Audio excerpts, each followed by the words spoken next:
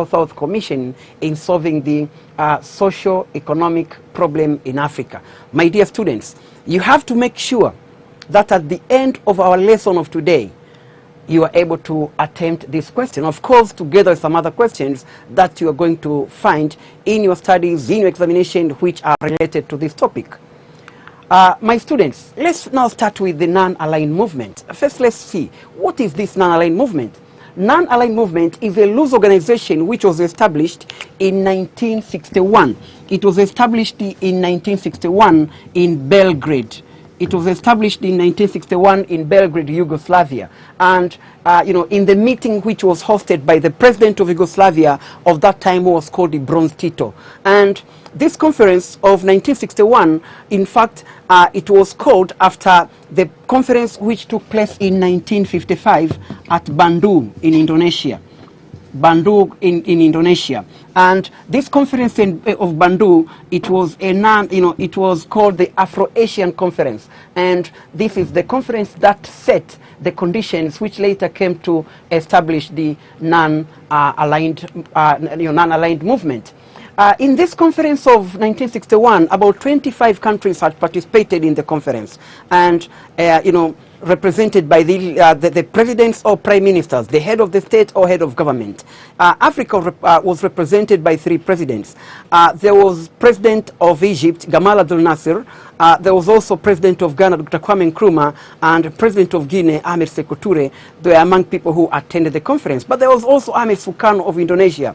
There was Bronze Tito of Yugoslavia. There was Jawaharlal Nehru of India, the Prime Minister of India, and so on and so forth. These were the leaders who attended this conference, which established the non-aligned movement. But what was about the non-aligned movement? Non-aligned movement was established as a response to East-West conflict. Remember, we discussed this when we talked about this. When we were discussing the issues of Cold War. There was East-West conflict. East-West conflict. The East-West conflict is what produced the non-aligned movement. That means these countries which came to establish non-aligned movement, they were neither aligned to the East nor to the West. That means they were neutral countries. And this is what came to bring about the existence of this country's so-called non-aligned movement. My dear students, as you can see, this is the map. This is the map which shows the original members of non-aligned movement from all over the world. In the Western Hemisphere, there was Cuba, was the only country which has been a member of non-aligned movement, at that time when it started. And as you can see, these are the African countries which were the members of non-aligned movement, the original member of non-aligned movement. And also other countries like Indonesia, Cambodia, and so many other countries, as you can see. In fact, non-aligned movement later came to have the members, which was more than a half of the world countries, as you can see. So this is the movement which was established with the aim of trying to isolate some third world countries from the East-West conflict, which has been so highly. My dear students, let's now look the NAM's effort to solve the problem of underdevelopment. What is the contribution of non-aligned movement to solve the problem of underdevelopment of the third world countries? The first way which NAM has contributed in solving the problem of underdevelopment of the third world country, it is through, calling the third world countries to have a common voice, My dear students, by common voice here, my dear students, we are referring to have one say in the international platform. Having one say in the international platform. Third world countries are so divided. As you can see as we speak, the world is very much united. When European countries go to the UN, they can go, those days they could go as European Economic Community. And now they can go to the international platform as European Union. As the United States can go as a very powerful country. USSR also at that time, and Russia now, could go as a very powerful country.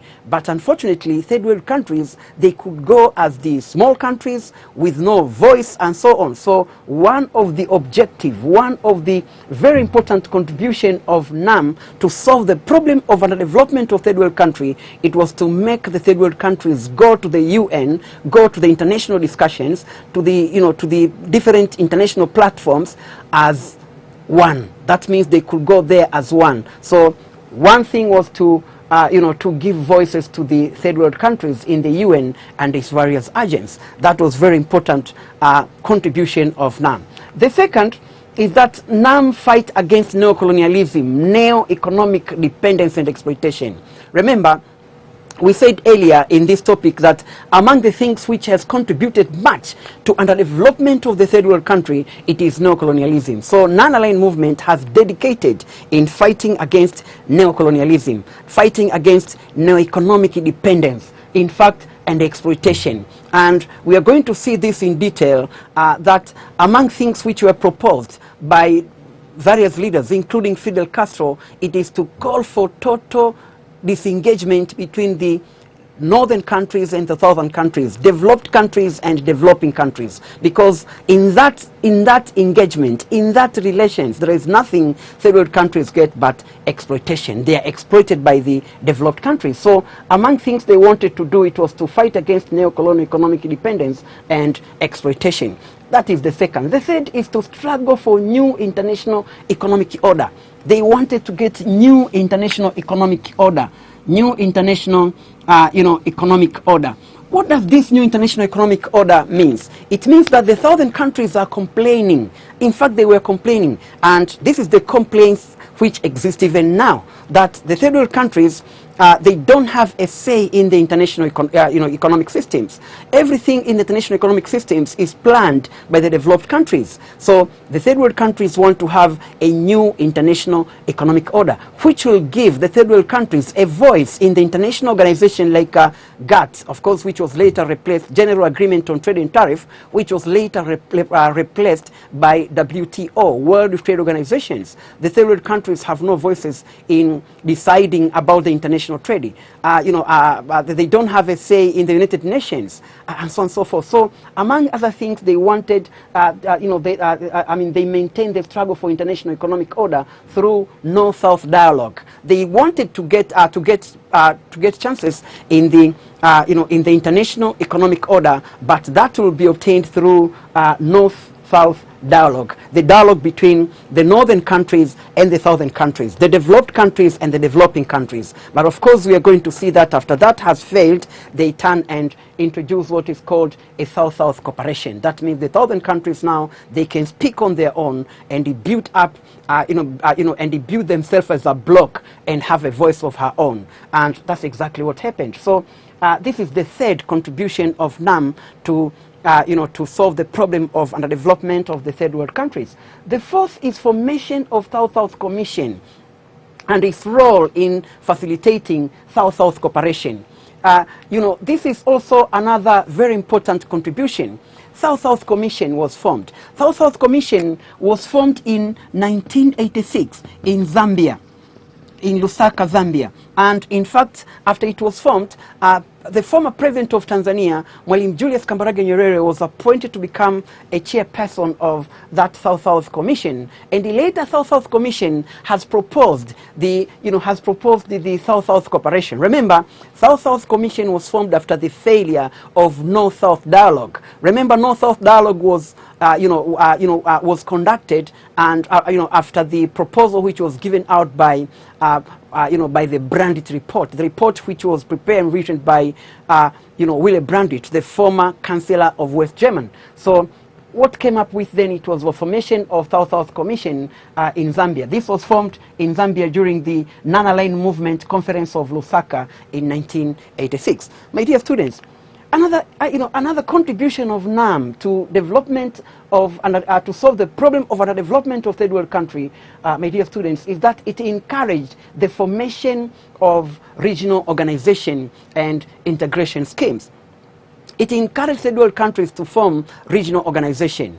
In third world countries to form regional integration schemes as a way of trying to alleviate the problem of poverty. In fact, they believed that the formation of these regional organizations, like we have OAU, there is the Arab League, and so on and so forth, this probably would help. They believe that this would help to solve the problem of underdevelopment, because it will, because they will increase cooperation among those people who are, among those people who are the members of those particular organizations. This is what they believed. And also they believed that by forming regional integration schemes, like what we have today, ECOWAS, the Economic Community of West African States, East Africa Community, or for instance, some others like ASEAN, Association of Southeast Asian Countries. By having such kind of associations, then that will help a lot to improve the economy of the particular countries, third world countries. This is also another very important things they believe that it is going to help a lot to solve the problem of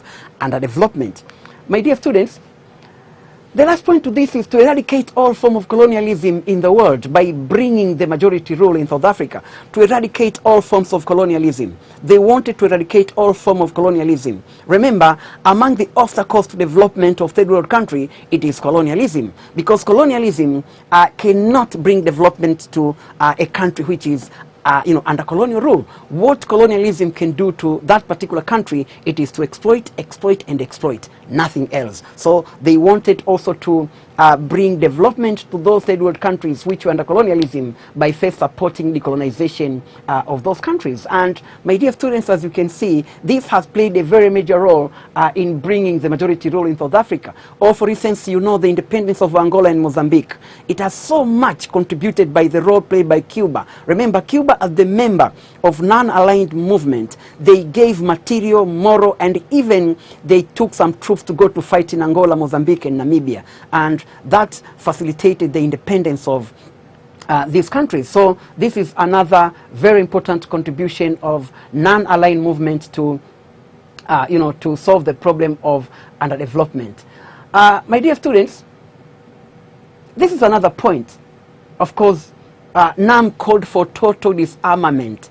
Non-aligned movement called for total disarmament and establishment of a free nuclear zone. It called for total disarmament. Total disarmament, it means that the third world countries should not allow at all the establishment of nuclear programs in their countries. They should not allow the nuclear weapons to escalate to their countries. This is what NAM believed. So they wanted the establishment of the free nuclear zone, that third world countries should not be a nuclear zone. This is what they wanted. They also opposed two countries having developing nuclear weapons. They opposed the countries like Israel and South Africa developing nuclear weapons. And remember, one thing which was obvious those days is NAM has accused South Africa because they were practicing apartheid, and Israel was practicing Zionism. So they were listed by NAM as the countries which have the very, have the policies which were against the humanity. So they opposed the Israel and Israel and South Africa acquiring nuclear weapons. They also wanted to bring into negotiation table India and Pakistan, who of course they are nuclear power, but they were also traditional enemies. So that is again another very important contribution of NAM. Also, NAM has demanded reform in the United Nations organization. They wanted reform in the UN. They wanted reform in the UN. Why reform in the UN? They wanted reform in the UN because United Nations, ever since it was established, they used to have what we call the permanent members of UN. And these permanent members of UN, remember, they are formed of 5 countries. There is United States of America, there is China, there is France, there is Britain, and these countries, they have the monopoly of making all major decisions by themselves, and no third world countries was there among the permanent members. Of course, there are 15 members, and other 10 members, they are rotating, but they don't have the veto power. So non-aligned movement wanted the reform in the United Nations, at least to give more power to the third world countries, at least to have representation, a permanent representation in making major decisions. My dear students, this is the decision making in the United Nations, as you can see in our screen. The decision making, and decision is always made by Security Council. Here we have the General Assembly, where all countries are the where all member countries of UN, they enter here into making decisions, but their decision is not bind until it is authorized or it is passed by the Security Council. And here there are 15 members. Out of these 15 members, 5 members are permanent, and those 5 members have got the veto power. So non-aligned movement want to change this kind of situation to make it better. So, my dear students, after we have talked about the contribution of non-aligned movement to solve the problem of underdevelopment, let's now, my dear students, go to another second very important part, and this is the Brandit report of 1980 on third world poverty question and its outcome. We are talking of the Brandit report. What is this? Brandit report is the report which was prepared and written by the former Chancellor of West Germany, who was called Willy Brandt. Willy Brandt was appointed in 1977, in fact, after the idea given by the president of World Bank of the time, Robert McNamara. That was January 14th, 1977. Robert McNamara, who was also, who was previously the Defense Secretary of Defense of the United States of America, he gave that idea of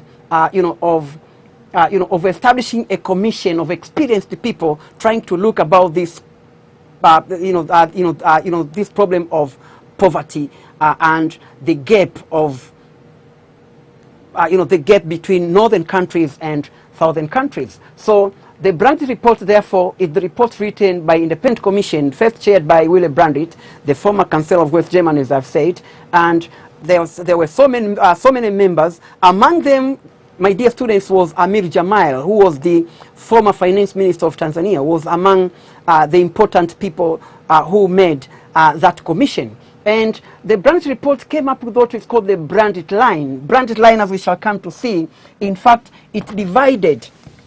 Brandt line has divided the world into 2 parts. Of course, this line is not very straight, as we are going to see it in the next map, but divided the world into 2 parts, about 30 degrees north, and the northern countries are rich and the southern countries are poor. So this is the line which has been drawn by Willy Brandt. And so he said, the southern countries are poor, the northern countries are rich. So something has to be done, at least to help the south, because these countries, the countries of the south and the countries of the north, they depend on each other. So some efforts should be made to help the southern countries to overcome the problem of poverty. My dear students, this is the world map, and it shows the Brandt line, as you can see. This is the line. It starts here. It goes, this United States of America, and it leaves below Mexico to be, one of the developing countries, or third world country. And as you can go, all countries of South America at that time, they were listed as the least developed countries. All African countries also the same, as it goes here and take some of the countries, India and China, they were among those countries which were least developed. And it goes this way. This is Japan, it is left. And it goes this way. And you can see Australia and New Zealand, they are left as the developed countries. This is the line which was drawn by Willy Brandt, as you can see. Developed countries, developing countries. This is the way he drew the line. And this is the Brandt line. My dear students, however, we have got some questions that we have to ask today as we proceed with lesson. Let's look at this map.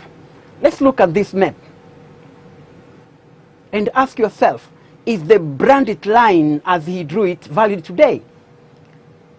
Ask yourself, how valid is the Brandt line today? Because as you can see today, as we speak, Brazil is one among the industrialized countries. We have Argentina. Here, of course, here we have South Africa. We have Egypt. You see, and these are other countries, Saudi Arabia, there are some countries, India, for instance. You see, in fact, in short, there are a group of countries which emerged, and they are called the BRICS. They are called the BRICS. They are called the BRICS. Brazil, Russia, India, China, and South Africa. You see, those countries are regarded now as industrialized countries, and they are among the G33 countries in the world. So that means the Brandt line, as he drew it, it is not valid today as we speak. My dear students, The Brandt report had some observations. The first observation of the Brandt report is that the standard of living of the people of the South and that of the people of the North, it is so highly divided that there is a very large gap between the standard of living of these people. So there should be a massive transfer of resources. A massive transfer of resources from the northern countries to go to the southern countries to help the southern people. So that is exactly what he proposed, my dear students. The second thing that he observed, my dear students, is that unless major international initiatives are taken, the survival of the human people, it is at stake. The human race is in question. So there should be measures taken at least to save people to save people of the South. Otherwise, those people in the South will perish because of the problems they are now facing. And the third observation is the Commission concluded that the world economy is functioning so badly that it damaged both the immediate and long-run interests of all nations. He said the economic systems of the world is functioning so bad. There is no, there is no equality in the way the world economy is functioning. It functions in favor of the northern countries. So he suggested that some measures should be taken, and those should be immediate and long-run measures to solve those problems. This is the observations which was made by the Brandt report. My dear students, let's now go to suggestion of Brandt's report on solving the problem, the poverty question in the third world countries. What Brandt has suggested. The first suggestion which was given by Willy Brandt in his report is that cooperation between governments in the north and south for mutual advantage. There should be cooperation between the government of the north, that north and south, north and south should establish a cooperation for mutual advantage. That means if there is cooperation between the southern countries and the northern countries, then it should be for the mutual advantage. All countries should be benefited by that cooperation. The second thing is a massive transfer of resources is needed to accelerate a global economic development. A massive transfer of resources. There should be the transfer of the resources from the northern countries to the southern countries. You know, my dear students, as you can see, this is what has been suggested. But among the, among things that the northern countries were so reluctant to do, it was to transfer resources. Remember, here we are talking of the transfer of technology. Transfer of technology from the southern countries, from the northern countries to the southern countries, something which was so difficult. And if technology is at all transferred, then sometimes it is what we call a vertical transfer of technology, a vertical transfer of technology. That means technology which is brought here, it is not the one which is intending to help the southern people, but a technology which comes, which is so high, and when it comes, you need some expertise from those countries to operate that kind of technology. So it is not very helpful. Technology which Africa and third world countries wanted, from the northern country, it should be a horizontal technology. Technology which is equivalent to our people. Technology which is transferred by teaching our people how to do different things. But the northern countries were not ready to give us their technology. We are proceeding with the suggestion given by Brandt's report on solving the, poverty question in the third world countries. Now let's go to another point. Another suggestion was that North, South, and the communist bloc, they share responsibility of promoting development and managing change in the national economic system. Remember, we spoke about the international economic system.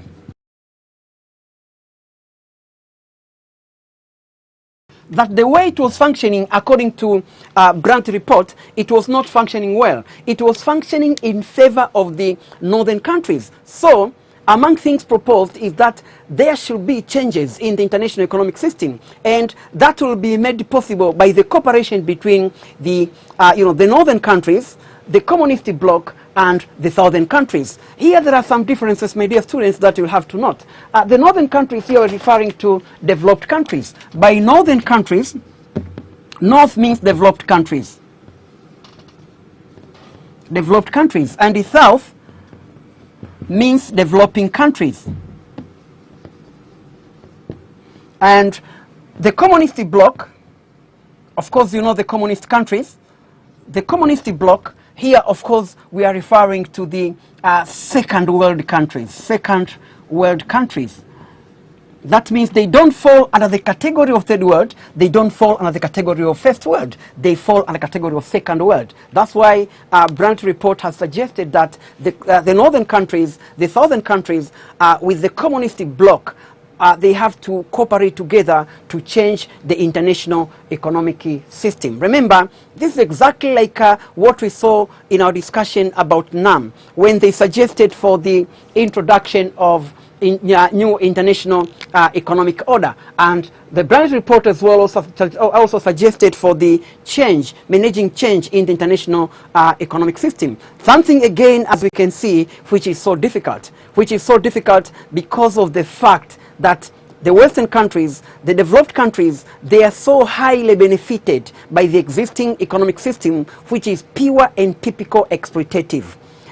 By having World Bank operating that way, by having International Monetary Fund operating that way, by having World Trade Organization operating that way, it makes the developing countries, developed countries, to continue to exploit the developing countries. And so for that case, the gap between the North and the South will never ever be bridged for, for that case.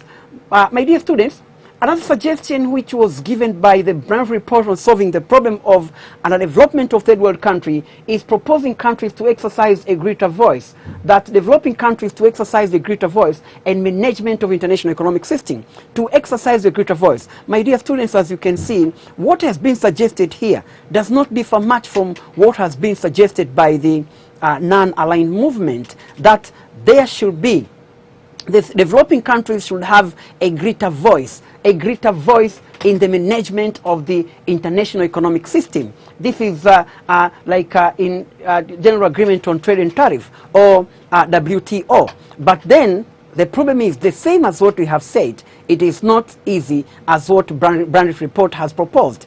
The Western countries, developed countries, will never agree to. Just to give power to third world countries in making decisions, and so on and so forth, as long as they are benefited by this existing system. So, my dear students, this is another thing, a quick agreement on set of emergency measures. They said that there should be a quick agreement because they knew that what has been suggested, it might take a long time to reach a conclusion. For instance, when you speak of changing the international system, when you speak of changing the managing economic system and give third world countries more power, this is something which is not going to be done very quickly and soon. It is going to take time. So they said, a quick agreement on set of emergency measures should be, should be done. That means there should be the quick emergency measures to solve the problem which might occur before the implementation of the long-run plan. So there should be an immediate measures to solve some problems, and this include the problem of famine. Like during the report, at the time when the report was released, there was a problem of famine in Somalia, in Ethiopia, in Kenya at that time, and the report suggested that there should be some quick measures to solve such problems, like diseases, famine, and so on and so forth. This is the Brandt report and the suggestion it gave to solve the problem of developing countries. Let's now look at the impact of the Brandt report on third world poverty. What is the impact of that report? The first impact of the report is the emergence of North-South dialogue. As we have said, Brandt report has suggested for the some measures to be taken by the North and the South. So what came next then, immediately, it was the North-South dialogue. North-South dialogue. And why this dialogue? This dialogue was important so as to reach what has been suggested by the Brandt report. So the dialogue, of course, was conducted, but what came next is the dialogue failed. The dialogue failed because the North rejected to comply with the, with the demand of the South. So the dialogue failed. And the second is increasing poverty of the people of some third world countries and the widening gap of development between North and South. In fact, when the report was given, was relieved in 1980, the gap between the southern countries and the northern countries was not so was not so large. But as we speak today, the gap between the northern countries and southern countries has been very highly widened. So for that case, we can say there was increasing poverty of the people of the third world countries and the widening gap of development between the north and the south. In fact, instead of helping the third world countries, as reporters suggested, the third world countries has been much intimidated by the relations which was proposed by the by the Brandit report. So for that case, as we can say, as a result of that Brandit report on third world poverty, there was increasing poverty of the southern countries. The third impact is the debt crisis. Debt crisis is another thing. Debt crisis. The increase of debt of the third world countries. And the debt has increased because of some reasons, and that include the flow of money from the northern countries, southern countries, as has been suggested by the Brand report, that there should be the transfer of resources from the northern countries to the southern countries. But my dear students, how that resources transferred? If we are talking of financial resources, if we are talking of of financial resources, or maybe technical assistance, which is given in terms of loans. In terms of loans, then the loans that third world countries received, they were associated with very high interest. As a result, the third world countries have to suffer because they have to pay that money back. And the money they borrowed, they pay it back, but much of what they are paying, it is not a real debt. It is interest. It is interest. So you can see that has increased the debt to the third world countries. And, so third world countries, they are listed to among the highly indebted countries in the world. And that role was played by IMF and World Bank by providing loan to the third world countries, which increased the suffering of the third world countries.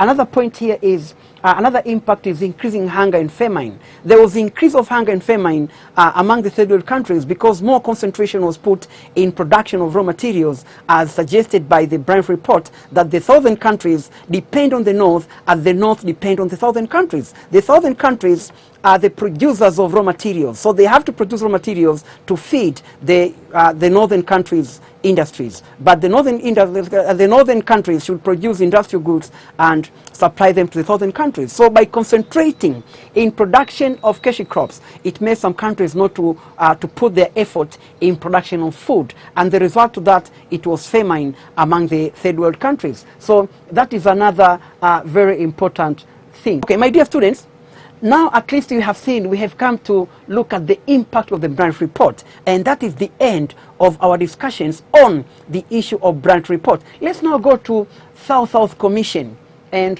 South-South Cooperation. What is this South-South Commission? South-South Commission was formed in 1986 at Lusaka, Zambia, in Non-Aligned Movement Conference, and the former president of Tanzania, Mwalimu Julius Nyerere, was appointed to become a chairperson of that commission.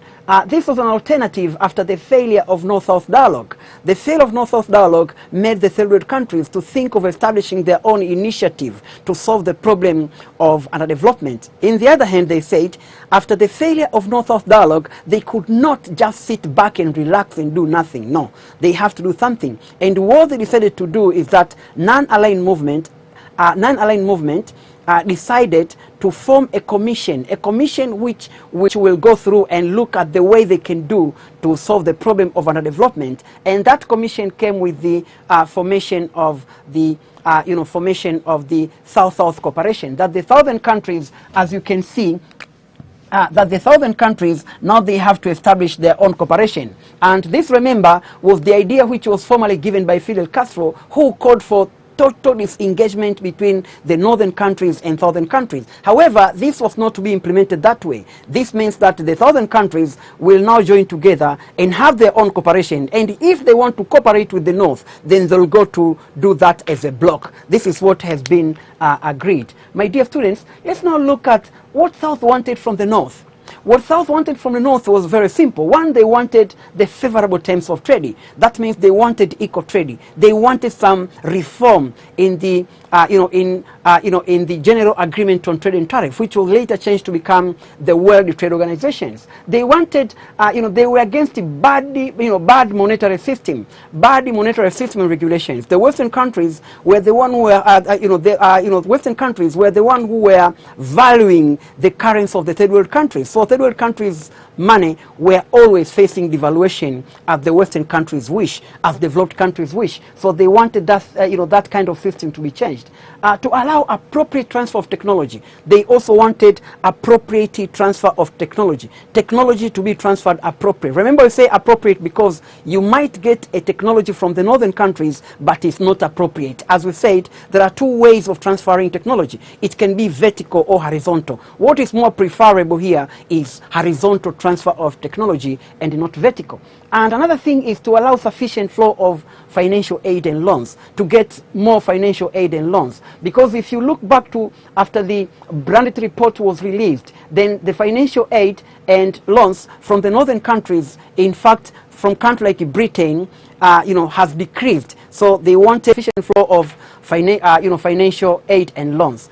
My dear students, let's now look at the effort of South-South cooperation in solving the problem of our development of third world countries. What do they do? What did they do to solve the problem of underdevelopment of third world countries? The first way, it was to create a greater voice to the southern nations. To create a greater voice to the southern nations, they wanted the southern nations to have a more greater voice, especially in the international platform. That when they go to the United Nations, then they can speak as one. They can speak as a bloc. And so, during the negotiation of anything, then third world countries can go there and stand as one under South-South cooperation, South-South Commission. The second thing was to make sure that southern countries stand as a bloc. They wanted southern countries to stand as a bloc, and they said OPEC, for instance, Arab leagues, Organization of African Unity, now African Union, it has to go as a bloc. Remember, they said the world is very much united. The countries are very much united today than ever. For instance, today, as you can see, European countries, they can go to, they can go to the international discussion as European Union. The Americans, of course, the United States is powerful countries, you see. So third world countries also, they have to try to go to the negotiation. They have tried to go to the international platform as a bloc. This is also what they wanted. Also to ensure technical cooperation for the entire region of the third world countries. There should be a technical cooperation to the entire region of the southern countries. Remember, the southern countries, though they were falling at that time under the third world, but they were not really the same in terms of technological development. Some countries were more advanced than the other. So what they wanted is that the third world countries should go to the international platform, they should have to have a cooperation among them in order to help each other, in development. Another thing was to foster economic integration between the southern countries. As we've said, there is OPEC, there is SADC, there is ECOWAS, there is LAFTA, there was the ASEAN, Association of Southeast Asian Nations, and so on. Also the need for mutual cooperation rather than dependence, on the northern states. There should be mutual cooperation among the southern states instead of depending on the northern countries. And the other thing is regional and interstate conflict among the southern states. Sorry, these are the challenges. What are the challenges which faces South-South cooperation? One is the regional and interstate conflict among the nations. There are some conflict among the southern nations. Either nation against nations are fighting, or sometimes some countries faces the civil war. This is one of the obstacles. And a good example was the war between Iraq and Iran. These two countries were the member of the they were the members of southern country, South-South cooperation, but they were fighting and they fought against each other for about 8 years. Another thing is bilateral agreement between individual developing countries. Bilateral agreement, two countries enter into agreement, one southern countries and another northern countries. They enter into agreement, either trade agreement or maybe some economic agreement, and sometimes the agreement which they have just entered violate the terms which are being set by the South-South cooperation. This is another very important obstacle to development of South-South cooperation. Another thing is expanding gap of development between the southern countries. My dear students, today as we speak, for instance, we have country like Tanzania, we have country like like Kenya, Uganda, or rather you can say the East African countries. How can you put East African countries in the same pool with China of today? Because China used to be a third world country. China used to be a southern country. But China today, as we speak, is the second largest industrialized country in the world. We have Brazil, we have Argentina, we have India, and those countries today, they have so well developed in industries. You cannot put them in the same pool with other countries like Somalia and so on. That's why some historians, they just put, redivided that divisions, that now we have the first world, second world, third world, and the fifth world, because of the way the economy, because of the way the country's economy is so highly, because of the gap that exists today in the country's economy. My dear students, another challenge is to combat natural disaster has been something very difficult. The third world countries sometimes cannot combat on their own the natural disasters. For instance, we have famine, we have drought, flood, hurricane, tsunami, and so on. We saw, for instance, the way Indonesian people suffered from tsunami, and they have to wait for the help from the developed countries. We saw, for instance, the way people suffer from famine, Liberian people, for instance, and the third world countries could not play a role to help them. So the South-South cooperation, therefore, is becoming difficult because of existence of those natural disasters that the southern countries on their own cannot solve. Another thing here is the use of negative force by the northern countries. Northern countries have always been using the negative force in trying to solve some problems. In fact, they pretend that they are trying to restore democracy, or they are just trying to prevent the crime against humanity and the invade some third world countries. We saw in Libya, we saw in Iraq, we saw in in Grenada, as we said earlier, and so on and so forth. And all these things are done. Or sometimes they go to under pretense that they are fighting against terrorism. But all in all, this is affecting the third world countries. My dear students, let's now come to the end of our lesson. We are going to break and we'll be back to look at the questions that I gave you earlier. You are watching Darasa Online. Welcome back, my students. After we have gone through our lessons, now I believe that you can attempt the questions that I gave it to you during the beginning of our revision lesson. I gave you 3 questions, and those questions, now I think you can find those questions very simple. Our first question, remember, was show the contribution of non-aligned movement in solving the third world poverty. What is the contribution of non-aligned movement in solving the third world poverty? Here we have the answers, but I'm going to go very quickly because now you already know the answers, and I have already explained these answers in detail during our studies. So the first point here is the common voice. But my dear students, before you start to talk of this, remember, always this is an essay question and it has got 3 parts. There is introduction, there is main body of the question, and there is conclusion. In the introduction, make sure that at least you give a very short historical background of non-aligned movement. When was it established, for instance, who were the leaders there in the non-aligned movement. You have to speak the aim for being established. We say it's because of the existence of East-West conflict and so on. And after that, you go straight and look at the points and look at the and give the answers to your main body. And the first point here is the common voice. That one among the contribution of non-aligned movement, it is to give a common voice to the third world countries, at least to speak as one wherever they go to the international discussion and negotiations. The second is to fight against neo-colonial economic dependence. Remember what Castro has said. He proposed for total disengagement between the northern countries and southern countries. This was proposed during the Group 77, which took place in Arusha in 1977. And another thing was the introduction of new international economic order. These third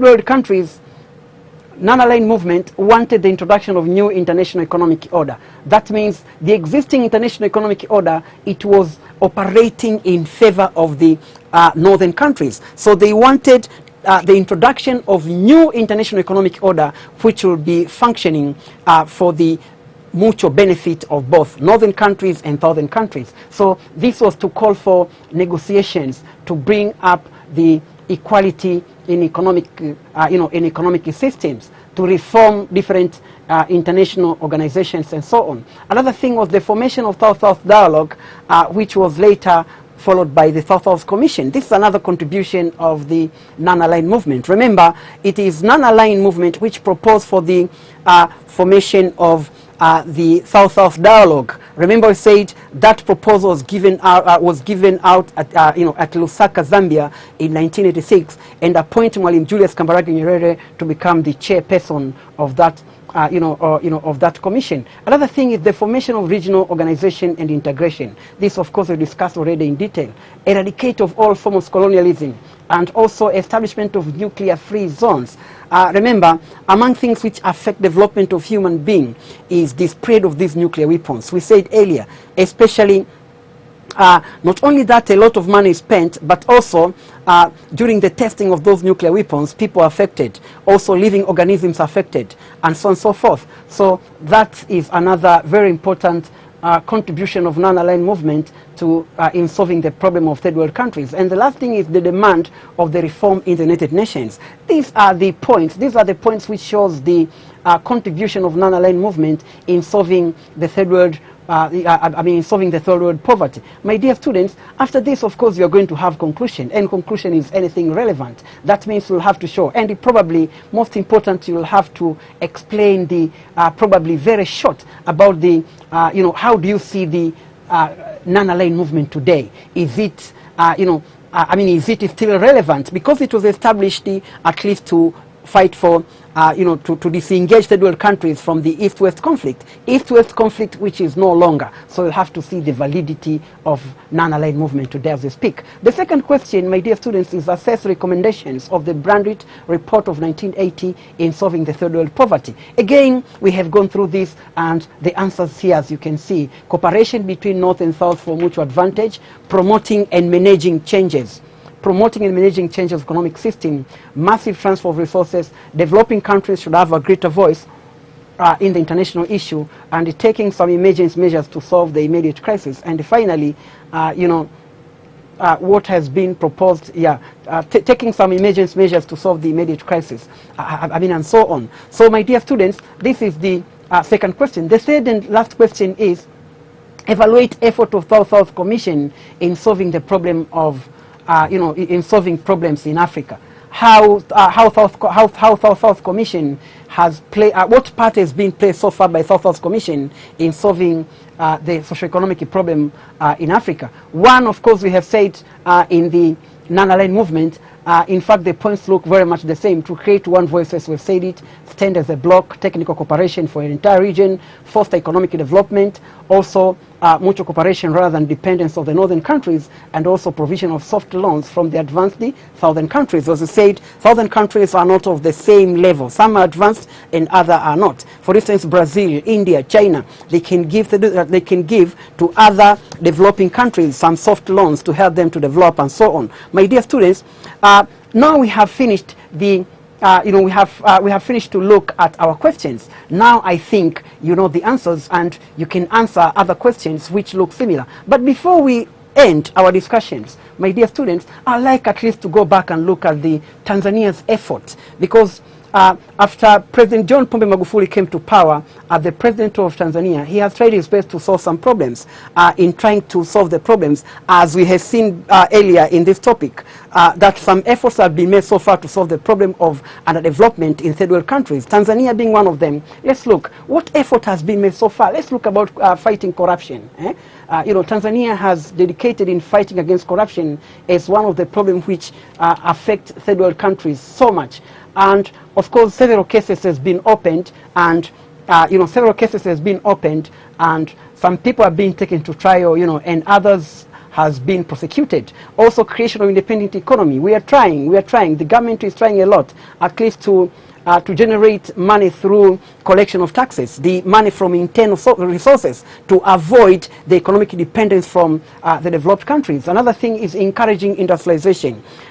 Encouraging industrialization, it means by trying to make sure that either we revive the old industries or we establish the new industries, and also enhance people with the small-scale industries to get some capitals and be able to move on. Another thing is improving infrastructure. Country cannot develop without infrastructures. And finally, improvement of health sector.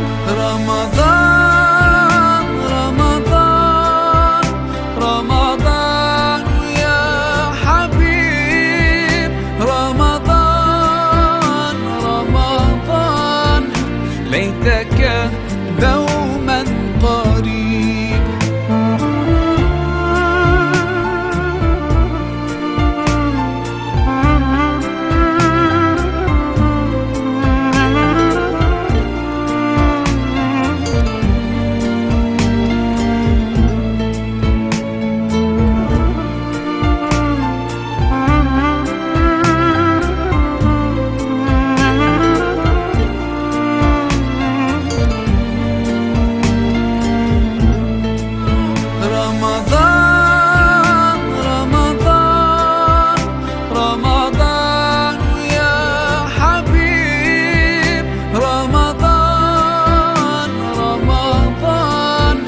ليتك دوما قريب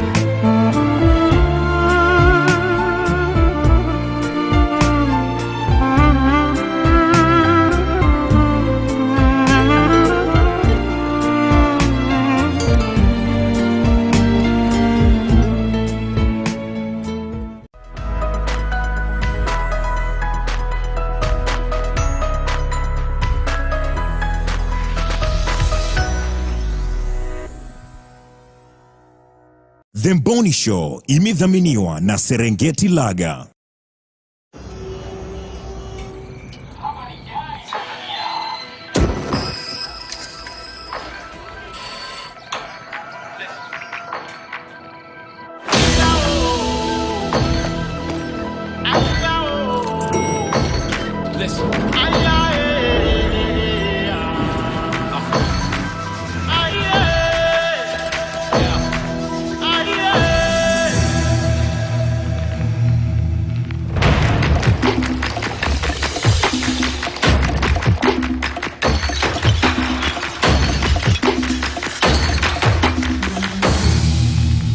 Hapa Serengeti tunafahamu machache kuhusu kuwaleta watu pamoja.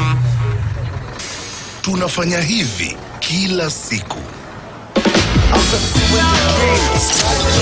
Serengeti Premium Lager, taifa letu, fahari yetu, bia yetu.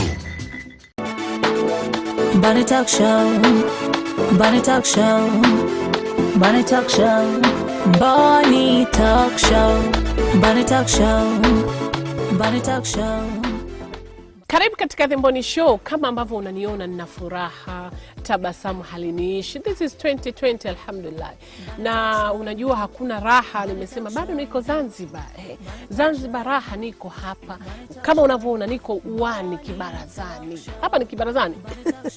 Sindio? Uwanjani tu. Niko uwanjani, najidai nakwambia, najimoya huku naangalia kuku wakipita, huku naangalia bahari ile pale, wala hata sipati tabu, naiona bahari ile pale. Hii ndio The Mboni Show. Kama ambavyo tumekwambia, The Mboni Show 2020, mambo yanazidi kuwa moto. Leo niko na Bi Nasra Mohamed Hilal. Huyu ni almaarufu sana, ana mambo mengi. Najua sio mgeni kama wewe ni mtazamaji mzuri wa Mboni Show. Nakumbuka sana miaka yetu ile ya mwanzo, mwaka wa kwanza wa pili wa Mboni Show, tulikuwa na Bi Nasra Hilal. Bi Nasra, siku ya mapinduzi ya Zanzibar 1964, alikuwa na umri wa miaka 23.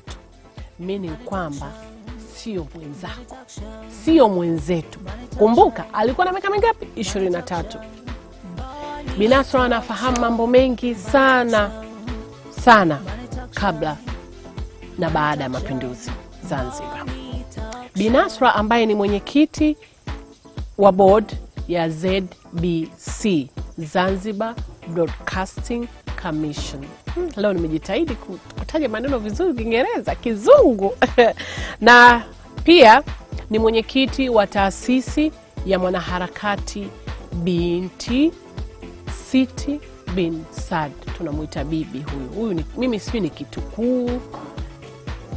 Lakini sitaki kuzungumza mengi sana, tunaye Bi Nasra leo, tutazungumza naye mambo mawili matatu. Bi Nasra, karibu tena katika The Mboni Show. Asante sana. Najua sio mgeni. Asante sana. Na kitu ambacho nimegundua bwana, Bi Nasra amekuwa ana bahati. Mara nyingi tukikufanyia interview tunakuwa nyumbani kwako. Mara ya kwanza tulikuwa pale Malindi. Leo tuko wapi? Manga Pwani. Why Malindi mpaka Manga Pwani? Kwanza asante sana, karibuni. Asante. Hapa Manga Pwani. Bahati mbaya ndio tuko katika maradhi haya ambayo hatuwezi hata kukwambia tutakupeni hata maji. Tunaogopa. Kila mmoja lazima awe katika hadhari yake ya inayotakiwa. Kama ukisema kwa nini Malindi mpaka Manga Pwani, nadhani mimi ningelitamani niwaulize wazee wangu. Kwa sababu mimi babu yangu, bibi alomzaa babu yangu, yani upande wa baba, wamezaliwa katika eneo hili. Samu ya pale kuna kihame cha nyumba ya kwanza ya ghorofa iliyojengwa hapa, ambao ndio walikuwa kwao na walizaliwa hapo.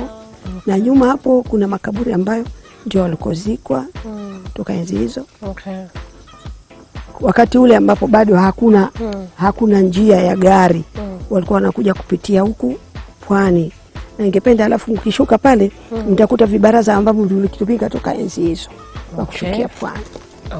Sasa lakini babangu kwa bahati alipokuwa kwa mjini tena akaoa mjini, na mimi siku zote nasema bahati mbaya nimezaliwa Malindi. Sikuzaliwa hapa. Kwa sababu wazee walipokuwa nakaa hapa, ilitokea kulikuwa na harusi ya baba yangu mdogo, na uwanja huu ndio ulikuwa unafanywa hiyo shughuli. Sasa wazee wakasema huyu mtu mjamzito anaweza akaja kaumwa, naye atakuwa anashughulika kumpeleka mjini wala nini, bora apelekwe mjini akakae mpaka ishe shughuli. Kumbe ilikuwa ndio jala yangu mimi kwenda nikazaliwe huko Malindi. Kwa hiyo basi sawa. Naamini kuna sehemu nyingi zimebaki na majina kutokana na asili ya jambo fulani. Kwa mfano Darajani pale hakuna daraja, lakini tunaambiwa Darajani. Sasa kulikuwa kuna nini mpaka ikawa Darajani? Pale sio kama ilikuwa daraja tu, lakini kusema kweli mji wa Zanzibar ulikaa kama triangle. Ukitoka hapa sasa hivi kwenye polisi Malindi, ukipita mbele ya manispaa ndo kijibarabara kidogo, kile ndio kilikuwa barabara. Hili barabara kubwa tu nilopita sasa hivi na magari ilikuwa bahari, sio barabara. Barabara hili tumekuja kulijenga wakati wa mapinduzi kwa kujenga nchi na tukalijenga. Kwa hivyo hapa ukitoka polisi kama unataka kuja zako kushamba, kuna kuta kubwa nene hapa. Hili ni kuta, na upande wa huku lilikuwa kwa vile vile lilikuwa ni bridge kubwa sana, ambayo wakati huo ilipokuwa ikipita treni ilikuwa ikipita pale. Enzi hizo za wazee wakati kuna treni. Lakini upande wa huku sasa hivi ukitazama utakuta viwanja vya mpira vya watoto. Lile ni bahari. Kama kina sisi wakati tunasoma chuoni, tunatoka tunakuja kucheza pale kwenye pwani, mchanga mweupe, bahari. Sasa hamna bahari. Alafu hapa katikati, hii njia katikati ndio hasa watu sasa hivi wanajua ndo Darajani. Kulikuwa na daraja la vyuma. Lile barabara linakwenda yani chini vile, sasa hivi barabara ilikuwa ni maji moja kwa moja.